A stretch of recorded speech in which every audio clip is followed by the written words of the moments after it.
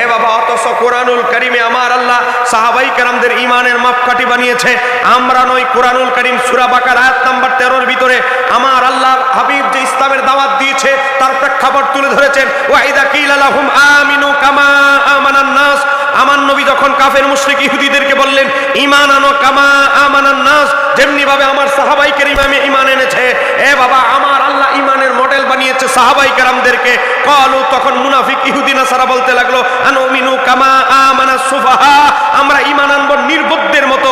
নবীর সাহাবীদেরকে কাফের মুশরিকরা নির্বোধ বলতে লাগলো, ইহুদি পণ্ডিতরা নির্বোধ বলতে লাগলো সাহাবীদের মতো ঈমান আনার কারণে। বলে আরে সাহাবীদের মতো ঈমান আনবো? আবু বকর, বেলাল, অমুক এরা তো নির্বোধ বোকা, তারা ঈমান এনেছে আপনার প্রতি, আমরাও আপনার প্রতি ঈমান আনবো নাকি? আমরা আপনার সাহাবীদের মতো নির্বোধ নয়। এই ইহুদি নাসারারা বিধর্মীরা যখন নবীর সাহাবীদেরকে নির্বোধ বলল, আমার আল্লাহ সঙ্গে সঙ্গে আয়াত নাযিল করলেন, আলা ইন্নাহুম হুমুস সুফাহা, সাবধান সাবধান, আমার সাহাবায়ে কেরাম নির্বোধ নয়, ওয়ালাকিন লা ইয়ালামুন, বরং নির্বোধ হচ্ছে হুমুস সুফাহা, বরং নির্বোধ হচ্ছে তোমরা, ওয়ালাকিন লা ইয়ালামুন, কিন্তু তোমরা এটা বুঝতে পারছো না, তোমরা বুঝতে পারছো না যে নির্বোধ আমার সাহাবাই কেরাম আবু বকর, ওমর, ওসমান, আলী নয়। তাহলে কি বোঝা গেল? সূরা বাকারা আয়াত নাম্বার 13 থেকে বোঝা গেল আমার আল্লাহ ঈমানের মডেল বানিয়েছেন কামা আমানান নাস, যেমনি ভাবে নবীর সাহাবীরা ঈমান আনে।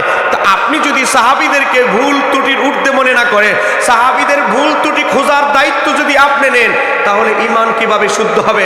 মনে রাখবেন, আমার নবী বলেছে জান্নাতি দলের আলামত হচ্ছে মা আনা আলাইহি ওয়া সাহাবী, যেই দলের মডেল আমি নবী হব, সাহাবীরা হব। এখন সাহাবীদের উল্টা যদি মওদুদী সাহেব তার খিলাফত ও মুলকিয়াত বইয়ে 29 জায়গায় সাহাবীদের সমালোচনা করেছে, 11 জনেরও বেশি সাহাবী হযরত ওসমানকে বলেছে তিনি স্বতন্ত্রীতি করেছেন, জোরে বলেন না নাউযুবিল্লাহ। আমার নবী বলেছে আলাইকুম বিসুন্নতি সুন্নতি খুলাফায়ে রাশিদিন, তোমরা আমার সুন্নত, আমার খুলাফায়ে রাশিদিনের সুন্নতকে আঁকড়ে ধরো। যেখানে আমার নবী খুলাফায়ে রাশিদিনের সুন্নতকে আঁকড়ে ধরতে হুকুম দিয়েছে, আর সেখানে আমাদের মওদুদী সাহেব তার খিলাফত ও মুলকিয়াত বইয়ে বলে হযরত ওসমান তিনি স্বজনবৃত্তি করেছেন, হযরত আলী রাদিয়াল্লাহু তাআলাকে তিনি সমালোচনা করেছেন। এখানে শেষ নয়, প্রায় 17 জায়গায় হযরত আমির মুয়াবিয়া রাদিয়াল্লাহু তাআলাকে সমালোচনা করেছে। আমির মুয়াবিয়া রাদিয়াল্লাহু ব্যাপারে এমনও সমালোচনা করা হয়েছে, মওদুদী সাহেব এমন সমালোচনা করেছে যে তিনি হারামকে হালাল প্রমাণের জন্য অনেক অপচেষ্টা করেছেন। একটু জোরে বলেন না নাউযুবিল্লাহ। এ বাবা, এখানে শেষ নয়, খিলাফত ও মুলকিয়াত বইয়ের ভিতরে উল্লেখ করা হয়েছে। দেখেন, খিলাফত ও মুলকিয়াত বইয়ের পৃষ্ঠা নাম্বার আপনাদেরকে বলে দিচ্ছি। খিলাফত ও মুলকিয়াত বইয়ের পৃষ্ঠা নাম্বার হচ্ছে পৃষ্ঠা নাম্বার 74। সেখানে উল্লেখ করা হয়েছে হযরত আমির মুয়াবিয়া রাদিয়াল্লাহু আনহু নাকি 5 জন মিথ্যা সাক্ষী ভাড়া করে এনেছে। তো তোমাদের কাজ হলো তোমরা সিরিয়ায় সাক্ষী দিবা আলী ওসমানকে হত্যা করেছে। একটু জোরে বলেন না নাউযুবিল্লাহ। হযরত আমির মুয়াবিয়া রাদিয়াল্লাহু আনহু নাকি তখন 5 জন মিথ্যা সাক্ষী উপস্থিত করে তাদেরকে দিয়ে বলিয়েছে, তোমরা বলো, তোমরা তো মদিনার মানুষ, তোমরা বলো তো হযরত ওসমানকে কে হত্যা করেছে। বাবা, আপনাদের কাছে অনুরোধ করছি, কারো সন্দেহ লাগলে যুবক ভাই আমার থেকে ছবি তুলে নিয়ে যান, নোটবুকে আছে, সময়ের জন্য বলতেছি না। তো এখন দেখেন তো হযরত আমির মুয়াবিয়া রাদিয়াল্লাহু তাআলার নামে কত বড় একটা বহতান অভিযোগ যে তিনি মিথ্যা সাক্ষী ভাড়া করে হযরত আলীকে দোষারোপ করবেন যে হযরত আলী রাদিয়াল্লাহু তাআলা তিনি হযরত ওসমান রাদিয়াল্লাহু তাআলাকে হত্যা করেছে। একটু জোরে বলেন না নাউযুবিল্লাহ। অথচ ইতিহাসের কিতাবে কি এসেছে দেখেন, এই ব্যাগটা কোথায়, ওই ব্যাগটা কোথায়, আর একটা ব্যাগ আছে, টোকাটা কোথায়, তাড়াতাড়ি দাও। আল বিদায়া ওয়ান নিহায়া 8 নম্বর খণ্ড 277 পৃষ্ঠা বের করো। শেষ নাকি টাইম? আরে বাবা তাড়াতাড়ি করলো না, তুমি ওখানে গেছো কেন? ওয়াজ রেকর্ড করা লাগবে না, এতলা ওয়াজ রেকর্ড করতে করতে জীবন শেষ, আর কত ওয়াজ রেকর্ড করবি? এই যে শেষের বইটা দাও। দেখেন, আরে দেশ না, এই কিতাবের নাম আল বিদায়া ওয়ান নিহায়া, 720 বছর আগের লেখা কিতাব। আরে মওদুদী 50 বছর আগে লিখেছে, আমি 720 বছর আগের ইতিহাস দেখাচ্ছি। ইমাম ইবনে কাসির আল বিদায়া ওয়ান নিহায়া কিতাবের ভিতরে উল্লেখ করেছে, দেখেন 248 পৃষ্ঠা 8 নম্বর খণ্ড। যাদের মোবাইল আছে মোবাইলে লিখবেন আল বিদায়া ওয়ান নিহায়া 8 নম্বর খণ্ড, পিডিএফ লিখবেন, চলে আসবে আপনার কাছে। সেখানে 248 পৃষ্ঠার ভিতরে কি লেখা হয়েছে, আজকে আমির মুয়াবিয়া রাদিয়াল্লাহু আনহু এমন ভাবে মিথ্যাচার করা হয়েছে, তাকে হিটলার বানানো হয়েছে যে তিনি হযরত ওসমানের হত্যাকারী মাওলা আলীর বানানোর অপচেষ্টা করেছে। অথচ ইতিহাস কি বলে, একটা ইতিহাস বলে আমার আলোচনা শেষ করছি। দেখেন 248 পৃষ্ঠা, দেখেন ইমাম ইবনে কাসির উল্লেখ করছে হযরত আবু মুসলিম আল খাওয়ালানি রাহমাতুল্লাহ আলাইহি তিনি উল্লেখ করছেন, তিনি বর্ণনা করছেন আবু মুসলিম খাওয়ালানি তার সাথে একদল লোক হযরত মুয়াবিয়া রাদিয়াল্লাহু তাআলার সাথে সাক্ষাৎ করলেন। তারপরে তাকে বললেন, মানে কাকে বলছে? হযরত আমির মুয়াবিয়াকে বলছে, আপনি আলীর সাথে প্রতিদ্বন্দ্বিতা করছেন, আপনি কি তার সমকক্ষ? হ্যাঁ, আবু মুসলিম খাওয়ালানি আমির মুয়াবিয়া রাদিয়াল্লাহু তাআলাকে বলছে, আপনি যে আলীর সাথে প্রতিদ্বন্দ্বিতা মেতে উঠেছেন, আপনি যে যুদ্ধ করার প্রস্তুতি নিচ্ছেন, আপনি কি হযরত আলী রাদিয়াল্লাহু তাআলার সমকক্ষ? তখন হযরত আমির মুয়াবিয়া তিনি বললেন, তিনি উত্তর দিলেন, ওয়াল্লাহি আল্লাহর শপথ, আমি জানি তিনি আমার চেয়ে শ্রেষ্ঠ এবং উত্তম এবং খিলাফতের অধিক উপযুক্ত। কিন্তু তোমরা কি জানো না, হযরত ওসমানকে অন্যায়ভাবে নিহত করা হয়েছে, আর আমি তার চাচাতো ভাই, তার বিষয়টি আমার দায়িত্বে ন্যস্ত, অতএব আমি তার বদলা চাই। কাজেই তোমরা তাকে গিয়ে বলো, মানে হযরত আলীকে, তিনি হযরত ওসমান হত্যাকারীদেরকে আমার হাতে যেন তুলে দেয়, তাহলে আমি আমার শাসন কর্তৃত্ব তার হাতে তুলে দিব। দেখেন, এখানে স্পষ্ট উল্লেখ করা হয়েছে, হযরতে আমির মুয়াবিয়া রাদিয়াল্লাহু তাআলা ওয়াল্লাহি আল্লাহর শপথ করে বলেছে, আমি জানি তিনি আমার চেয়ে শ্রেষ্ঠ। হযরত আলীর ব্যাপারে বলছে প্রকাশ্যে যে আমি জানি আলীর মর্যাদা আমার চেয়ে শ্রেষ্ঠ, এমনকি এবং তিনি আমার চেয়ে উত্তম এবং খিলাফতের অধিক উপযুক্ত। তিনি আমির মুয়াবিয়ার চেয়ে শতগুণে খিলাফতের অধিক উপযুক্ত ব্যক্তি। আর আজকে আমাদের মওদুদী সাহেব হযরতে আমির মুয়াবিয়া রাদিয়াল্লাহু তাআলাকে হিটলার বানিয়ে মানুষের সামনে, আজকে সাধারণ মানুষ তো জানে না অরিজিনাল ইতিহাস কি। আজকে মন গড়া ইতিহাস ইরানিদের দালালি করার জন্য এই মওদুদী সাহেব সাহাবায়ে কেরামদের 29 জন সাহাবীর সমালোচনা করেছে খিলাফত মুলকিয়াত বইয়ের ভিতরে। এখানে শেষ নয়, আরো অসংখ্য সাহাবায়ে কেরামদের এমন ভাবে সমালোচনা করেছে, নবীর সাহাবী হযরত মুগিরা ইবনে শুবা থেকে শুরু করে হযরত আমর ইবনে আস থেকে শুরু করে প্রায় 29 জন সাহাবীদের সমালোচনা করেছে। মনে রাখতে হবে, আহলে সুন্নাত ওয়াল জামাতের আকীদাতুত তাহাবী খুলে দেখেন, শরহ আকাইদা নসবী খুলে দেখেন, ইমাম আবু হানিফার ফিকহুল আকবার খুলে দেখেন, সব কিতাবে বলা হয়েছে সাহাবীদের ব্যাপারে আহলে সুন্নাত ওয়াল জামাতের আকীদা হচ্ছে ইল্লা বিখায়র, ভালো ব্যতীত মন্দ বলার অনুমতি আমাদের নাই। অতএব মওদুদী সাহেব নয়, যত বড় হুজুরি আবিষ্কার হোক না কেন, কোন ব্যক্তি যদি মনে রাখবেন সাহাবীদের সমালোচনা করে, সে কখনো সঠিক পথের জান্নাতি পথের লোক হতে পারে না। কারণ আমার নবী বলেছে, জান্নাতে যেই দল যাবে সেই দল মা আনা আলাইহি ওয়া সাহাবী, সেই দল আমি নবীকে ফলো করবে, ভালোবাসবে, আমার সাহাবীদের আদর্শকে ফলো করবে। যেখানে সাহাবীদের উল্টো সমালোচনা করে, সেই দল জান্নাতে যাওয়ার কোনো সম্ভাবনা 1% তাহলে আমাদের ভাইরা, আপনাদেরকে অনুরোধ করছি, যেই দলের প্রতিষ্ঠাতা ওয়াহাবি মতবাদের দালালি করে, সেই দল থেকে কি সুন্নিয়ত, আহলে সুন্নাত ওয়াল জামাত, তরিকত, তাসাউফের কোনো লাভ তাসাউফপন্থীদের কোনো লাভ হতে পারে? এখানে শেষ নয়। দেখেন, যারা আমরা পীর মুরিদি করি তাদের ব্যাপারে বলছি, মওদুদী সাহেব রসায়েল ও মাসায়েল বাংলা অনুবাদ প্রথম খণ্ড 208 পৃষ্ঠার ভিতরে লিখেছে, এলমে বাতেন বলতে কোনো জ্ঞান নাই, এগুলো সব হিন্দুস্তানের ভারতবর্ষের আলেমরা সৃষ্টি করেছে। আচ্ছা, আপনারা বলেন, মওদুদী সাহেব যে দাবি করলেন 208 পৃষ্ঠা যে এলমে বাতেন তাসাউফের এই যে শাস্ত্র, এটা নাকি হিন্দুস্তানের আলেমরা আবিষ্কার করেছে। আচ্ছা, আপনারা বলেন, হযরতে গাউসুস সকলাইন মহিউদ্দিন আব্দুল কাদের জিলানী তিনি কি ভারতের আলেম না আরবের আলেম? আরবের, বাগদাদের। তাহলে আজকে এই কথা যে বলা হলো বাহাউদ্দিন নকশবন্দি রহমতুল্লাহ আলাইহি তিনিও আরবের, তিনিও হিন্দুস্তানের বাইরের আলেম। আরে বাবা, পৃথিবীর ইমাম সরওয়ার্দিয়া তরিকার ইমাম, শাহজালিয়া তরিকার ইমাম, পৃথিবীতে যত তাসাউফের বড় বড় ইমাম আছে অধিকাংশই আরব দেশের মানুষ। তা আজকে যে মওদুদী সাহেব বলছে তিনি এলমে বাতেন, এলমে তাসাউফের জ্ঞানের ব্যাপারে রসায়েল ও মাসায়েল নোট করে নেন, পৃষ্ঠা নাম্বার নোট করে নেন 208 পৃষ্ঠা। তিনি যে বলছে যে এলমে বাতেন নামে যে তাসাউফ পীর মুরিদি যা চলছে, এগুলো সব হিন্দুস্তানের আলেমরা বানিয়েছে। আপনারা বলেন, এটা কি সত্য না 100% মিথ্যা? বলেন, সত্য না 100% মিথ্যা? তাহলে আজকে দেখেন, গোটা তাসাউফ তরিকতের জ্ঞানকেই উড়িয়ে দিলেন। গোটা তরিকতের এত ইমামরা ভারতবর্ষে ইসলাম প্রচার প্রকাশ করেছে, সবার খেদমত এক নিমিষেই যেই উড়িয়ে দেয়, যেই দলের প্রতিষ্ঠাতা মাওলানা আবুল আলা মওদুদী, তার কাছ থেকে, তার দলের মতবাদের লোকদের থেকে আমরা ভালো কিছু কখনো আশা করতে পারি না। মনে রাখবেন, মওদুদী মতবাদ ভ্রান্ত, এটা আমরা বলছি না। শর্ষিনা মস্তকের সৈয়দ আহমদ বেরলভীর মস্তক, শর্ষিনা ফুরফুরা মস্তকের সবচেয়ে বড় আলেম ছিল, তার নাম মাওলানা আজিজুর রহমান নেসারাবাদী। চিনিও বই লিখেছে 820টা জামাত ইসলামের স্বরূপ। এখানে শেষ নয়, দেওবন্দি মস্তকের আলেম মাওলানা শামসুল হক ফরিদপুরি, সৈয়দ আবুল হাসান নদভী, এমনকি হুসাইন আহমদ মাদানী পর্যন্ত এই জামাত ইসলামের প্রতিষ্ঠাতা তার সমস্ত ভ্রান্ত আকীদার উপরে বই লিখেছেন। এখানেই শেষ নয়, আমাদের এই দরবারে, সিরাজনগর দরবারে অসংখ্য বার যিনি অতিথি হিসেবে আলোচনা করেছেন, আল্লামা হাফেজ অধ্যক্ষ হাফেজ আহমেদ জলিল রহমতুল্লাহ আলাইহি, তিনিও বাবা সুন্নি বার্তার কলাম কি কলাম, এমন কোন কলাম বাদ যায় নাই, মওদুদীর ভ্রান্ত মতবাদ তুলে ধরে নাই। কিন্তু আমাদের অনেক বক্তা আলেম এখন তাদের দাওয়াত কমে যাবে বলে, কমিশন বন্ধ হয়ে যাবে, দাওয়াত বন্ধ হবে বলে মওদুদী ভ্রান্ত মতবাদ সম্পর্কে এক মিনিটও কথা বলে না। জানে কথা বললে হয়তো তার পরের দিনের দাওয়াতটা কমে যেতে পারে, বন্ধ হয়ে যেতে পারে। আরে ভাই, আমার দাওয়াত বন্ধ হয়ে যাক, আমি আগে লেখক ছিলাম, লেখকই থাকবো, কিন্তু আমাদের সত্য বলার সময় এখন হয়েছে। কথা বলে না কেন? ঠিক কি রে?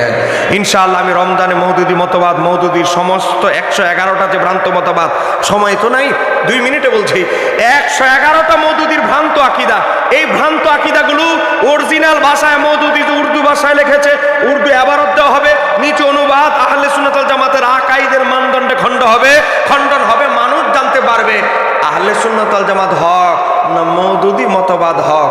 কথা কোন ঠিক কি?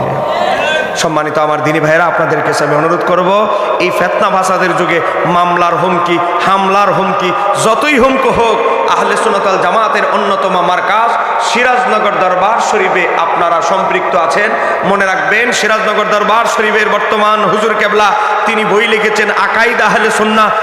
আকাইদ আহলে সুন্নাহ ভালো করে পড়বেন, সেখানে মওদুদী মতবাদের ভ্রান্ত মতবাদের খণ্ডন, শিয়া মতবাদের ভ্রান্ত মতবাদের খণ্ডন, বাবা আহলে হাদিসদের ভ্রান্ত মতবাদের খণ্ডন, লামাযাবি যারা আজকে আমার আল্লাহকে, যাদের আকীদা মুজাসসিমা আকীদা, আল্লাহর অঙ্গ প্রত্যঙ্গ দেহ সাব্যস্ত করে আরশে সমাসীন মনে করে, তাদের সমস্ত ভ্রান্ত মতবাদ আল্লামা সাহেব কেবলা সিরাজনগরী মাদ্দাজুল্লাহ আলী তার আকাইদা আহলে সুন্নাহ বইয়ের মধ্যে খণ্ডন করে দিয়েছেন। কথা কোন কেন? ঠিক কি? আমরা অবস্থা এতই খারাপ, যারা মিডিয়ার মাধ্যমে দেখছেন তাদেরকে অনুরোধ করব, পরে আপনারা আসলে রত্নকে থাকা অবস্থায় যত্ন নিতে শিখেন নাই। বাবা, হুজুরের বইগুলো আমি এই দরবারের বড় সাহেবজাদাকে সামনে নিয়ে বলছি, হুজুরের বইগুলো অন্তত লাভহীনভাবে যারা অনলাইন পরিবেশক বই বিক্রি করে তাদেরকে দিয়ে দেওয়া উচিত। তারা বই বিক্রি করুক, তবে ইসলামে লিখিত দিয়ে, শর্তনামা দিয়ে সবগুলো বই ছেড়ে দেওয়া উচিত, যে তোমরা বিক্রি করো বাবা, 2 টাকা কামাও, অসুবিধা নাই, কিন্তু তাবদিল কোন একটা অক্ষর, একটা শব্দ পরিবর্তন ছাড়া বিক্রি করো। কারণ আপনি জানেন, হুজুরের লেখা অসাধারণ বই মাহবুবে খোদাকে ভাই বলল কারা? বাবা, আকাইদা আহলে সুন্নাহ থেকে শুরু করে হাকিকতে নূরে মুহাম্মাদি থেকে শুরু করে প্রায় হুজুরের গ্রহণযোগ্য গুরুত্বপূর্ণ বাবা প্রায় 20টার মতো বই তো অনেকগুলো তালিকার মধ্যে 20টা বই খুবই গুরুত্বপূর্ণ, এক একটা সাবজেক্ট অনেক গুরুত্বপূর্ণ। এই বইগুলো অনলাইনে ছেড়ে দেওয়া হোক। আমি অনলাইন যারা বই বিক্রেতা, এখন সব খাবার পর্যন্ত অনলাইনে আনে, আমি বলতেছি অনলাইনে যারা বিক্রেতা তাদের সাথে আলোচনা করেছি, আমি চাই হুজুরের বইগুলো অ্যাভেলেবেল মানুষের ঘরে চলে আসো, একটা বুস্টিং করে দিয়ে হুজুরের বইয়ের প্যাকেজগুলো, সামারি দরকার হলে কোন বইয়ে কি আছে সামারি 5 মিনিটের ভিডিও আমি দিব, যারা ডলার বুস্টিং করবে, যারা অনলাইনে বই বিক্রি করবে। তারপর আমি চাই হুজুরের বইগুলো মানুষের ধারে যাক। কথা বলে না কেন? ঠিক কিনা? মনে রাখবেন, চিরস্থায়ী খেদমত হচ্ছে সদকায়ে জারিয়া, যেটা হচ্ছে উপকারী এলেম। তো এজন্য আল্লাহ সুবহানাহু ওয়া তাআলা আপনাদের কাছে আমি সর্বশেষ দোয়া চাই, এই মওদুদী মতবাদ, এই জামাত ইসলামীর শত শত ভ্রান্ত আকীদা, তাদের থেকে দূরে থাকবেন। যে গোলাম আজম সিরাতুন নবী সংকলন বইয়ের ভিতরে লিখেছে, আমার নবী দোষে ভরা, দোষে গুণে ভরা একজন মানুষ, ধরে বলে না নাউজুবিল্লাহ। তো যারা আমার নবীর দোষ গুণ খোঁজার চেষ্টা করে, যে মওদুদী সাহেব তাহফিজুল কোরআনের ভিতরে সূরা নসরের ব্যাখ্যা করতে গিয়ে, ওয়াস্তাগফিরু এর শব্দের তাহকিক করতে গিয়ে, ব্যাখ্যা করতে গিয়ে বলে যে হ্যাঁ নবী, আপনার জীবনে যে ভুল ত্রুটিগুলো করেছেন, এই ভুল ত্রুটির জন্য আল্লাহর দরবারে ক্ষমা প্রার্থনা করেন। আপনারা বলেন আমার নবীর কি জীবনে কোনো গুনাহ ভুল ত্রুটি আছে? তাহলে মওদুদী সাহেব যে সূরা নসরের ব্যাখ্যায় তাফসীর করেছে, আজকে জামাত ইসলামের ভাইরা তাদেরকে জিজ্ঞাসা করবেন, আপনাদের বড় হুজুর যে বাবা, এখন দেখেন তথ্য প্রযুক্তি কত অগ্রসর হয়ে গেছে, আমার মোবাইলে দেখেন, আমার মোবাইলে তাহফিজুল কোরআন মওদুদী সাহেবের আছে, এখন কত তথ্য প্রযুক্তি এগিয়ে গিয়েছে, দেখেন। তারা মনে করে তাদের বই আমরা পড়ি না, পড়ি ভাই। দেখেন, আপনাদের মওদুদী সাহেবের তাহফিজুল কোরআন আমাদের কাছে আছে, কোন আয়াতের ব্যাখ্যা কি বলেছেন সব আছে। আজকে এ মওদুদী সাহেব তার বইয়ের ভিতরে তাহফিজুল কোরআনে লিখেছে, মূসা আলাইহিস সালাম তার নবুয়ত লাভ করার আগে একটা বড় কবিরা গুনাহ করে ফেলেছেন। হুজুরে বলেন না নাউজুবিল্লাহ। অথচ আহলে সুন্নাত ওয়াল জামাতের আকীদা, নবীরা আগে পরে সমস্ত গুনাহ থেকে সগীরা গুনাহ থেকে শুরু করে সমস্ত গুনাহ থেকে পুত পবিত্র। এটা কার আকীদা? আহলে সুন্নাত ওয়াল জামাতের। বলেন বলেন কার আকীদা? তো আজকে বলে আদম আলাইহিস সালাম একটা ভুল করে ফেলেছেন, গুনাহ করেছেন, এটা সুস্পষ্টভাবে প্রমাণিত। একটু জোরে কোন না নাউযুবিল্লাহ। দেখেন তাফহিমুল কোরআনে খুলে দেখেন। এখন আবার প্রযুক্তি দিয়েছে, তখন তিনি নবী ছিলেন না, তখন নাকি নবী ছিল না, ভুল ত্রুটি হয়ে গেছে, কয়টা গুনাহ হয়ে গেছে, তখন তিনি নবী ছিলেন না। বাবা, তাই অতএব ইউনূস আলাইহিস সালামের গুনাহ বের করে, যারা আমার নবীর গুনাহ বের করে, বাবা যারা মূসা আলাইহিস সালামের মূসা আলাইহিস সালামের গুনাহ বের করে, তাদের পক্ষে সাহাবীদেরকে সমালোচনা গালমন্দ করা, এটা তো ফান্তাবাদ। কথা বলে না কেন? ঠিক কিনা? ইমাম আবু হানিফার সমালোচনা করেছে, আমি অবাক লাগে। রসায়েল ও মাসায়েল প্রথম খণ্ডের ভিতরে ইমাম তোহাবিকে তুচ্ছ-তাচ্ছিল্য করেছে মওদুদী সাহেব। আরে মওদুদী সাহেবের অনুসারীদেরকে বলছি, ইমাম তোহাবির স্যান্ডেলের নিচে যে ধুলা, এই ধুলার সমান মর্যাদা জ্ঞান তোমাদের মওদুদী সাহেব অর্জন করতে পারে নাই। আজকে ইমাম তোহাবি শাফি মাযহাব ছেড়ে হানাফি হলো কেন? এটা নিয়ে তোমার হুজুর কটাক্ষ করে। আল্লাহ সুবহানাহু ওয়া তাআলা এই মওদুদী ভ্রান্ত মতবাদ থেকে আমাদের যুব সমাজকে হেফাজত করুন। জোরে বলেন, জোরে বলেন আমিন। আজকে এদের মুখে শুনবেন বিশ্বনবী, এদের যত বক্তা আছে চিনার জন্য খুব সহজ সিস্টেম, বিশ্বনবী। কথা কনা কেন? ঠিক কিনা? আমার এক সিটাঙ্গের আলিম ধরছে, আমি বললি মিয়া কি খায়া লেখাপড়া করছে, আডার যাও না ভাত? বলে আপনি এভাবে বলেন, বিশ্বনবী বলার পর সাল্লাল্লাহু আলাইহি সাল্লাম বাদ যায়, ডাইরেক্ট আলোচনা চলে যায়। কিন্তু আমরা বলবো রাসূলুল্লাহ, রাসূল সাল্লাল্লাহু আলাইহি সাল্লাম, সেখানে নবীর দুরূদ থাকবে, কিন্তু বিশ্বনবী বলার কারণে নবীর দুরূদ বাদ যায়। কথা কেন কেন? ঠিক কিনা? শুরুতেই তো গলত, বিশ্বনবী বলেন, আরে কি সাল্লাল্লাহু আলাইহি সাল্লাম বাদ। বাবা, বিশ্বনবী শব্দের তাহকিক করে যায়, বাংলা একাডেমিটা খুলে দেখবেন, বিশ্ব শব্দের অর্থটা দেখবেন, বাইরের তুলে দিতে হবে না, বাংলা একাডেমি দেখেন। আজকে তারা বিশ্বনবী যারা বলে, এদের এই হুজুরদের প্রধান হুজুর হলো কাউবয় হুজুর। কথা কেন কেন? ঠিক কিনা? হুজুরের নাম হলো কি বয়? কাউবয় হুজুর। হুজুর হাদিস না বুঝে হাদিস একটা মেরে দিয়েছে। এই হুজুররা মানুষরে বুঝায়, আমরা সুন্নিরা এত বোকা আর এরা এত জ্ঞানী। দেখেন হাদিস যেটা বলেছে, হাদিসটা তারা মনে করে তারাই পড়েছে, আমরা পড়ি নাই। হাদিস নাম্বার বুখারীর 2271। এই হাদিসের ব্যাখ্যা ইমামরা কি লেখলো পড়ে না। ইমাম ইবনে হাজার আসকালানী তার ফাতুল বারী 3 নম্বর খণ্ড, বাবা 235 পৃষ্ঠা 2271 নম্বর হাদিসের ব্যাখ্যা ইমাম ইবনে হাজার আসকালানী উল্লেখ করেছে, নবীরা যে দুম্বা মেষ চড়িয়েছে তার কারণ হচ্ছে 4টা। বলেন তার কারণ কয়টা? 4টা। একটাও আমাদের কাউবয় হুজুর বলে নাই। 1 নম্বর ব্যাখ্যা কি, আমার আল্লাহ নবীদেরকে দিয়ে সামান্য একদিনের জন্য মেষ চড়িয়েছে, দুম্বা চড়িয়েছে। 1 নম্বর কারণ হচ্ছে ধৈর্যের পরীক্ষা নেওয়ার জন্য, তারা যেন ধৈর্যের অনুশীলন করতে পারে, তারা যেন সহনশীল হতে পারে, অধিক ধৈর্যশীল হতে পারে। ধৈর্যের পরীক্ষা নেওয়ার জন্য আল্লাহ নবীদেরকে আমার আল্লাহ হুকুম দিয়েছেন একদিনের জন্য হলেও মেষ চড়ানোর জন্য।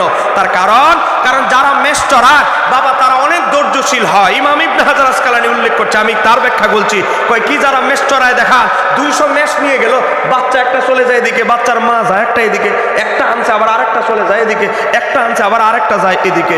তো যারা মেষ চড়ায় তারা অনেক ধৈর্যের অধিকারী হয়। তা আমার আল্লাহ নবীদেরকে দিয়ে একদিনের জন্য মেষ চড়িয়েছেন, তার কারণ সামনে তারা নবুয়তের অনেক বড় জিম্মাদারি দায়িত্ব পালন করবে।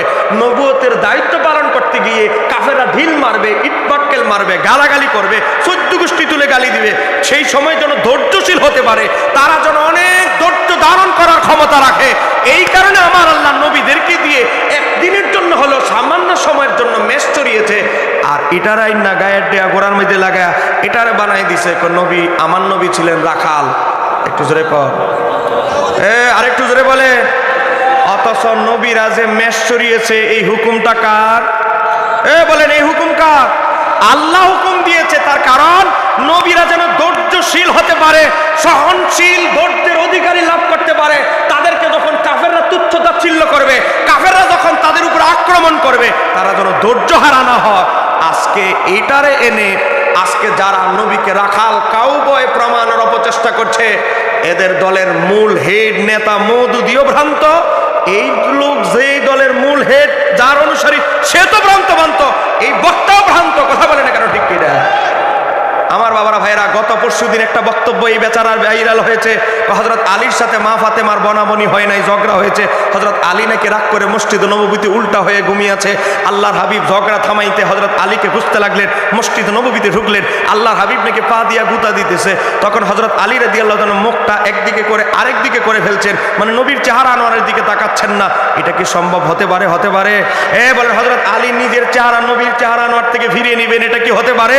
তারপর হযরত আলী নাকি মুখ ডেকে ফেলছেন, মুখ ঘুরিয়ে ফেলছেন, আর মনে মনে নাকি হযরত আলী বলতেছে, বাড়িতে গেলে এর মাইয়ায় গুতায়, এখন আসছে এর বাবা, এখন মসজিদে আসছে বাবায় গুতায়। একটু জোরে কোনে নাউজুবিল্লাহ। এটা মিজানুর রহমান আজহারি। বাবা শোনেন না, এটা গত পরশু দিনের বক্তব্য। কয় বাড়িতে গেলে হের মেয়ে গুতায়, আর এখন মসজিদে আসছি এখানে বাবায় গুতায়। আমি গুতাগুতির তালের মধ্যে, গুতাগুতির ভিতরে আছি।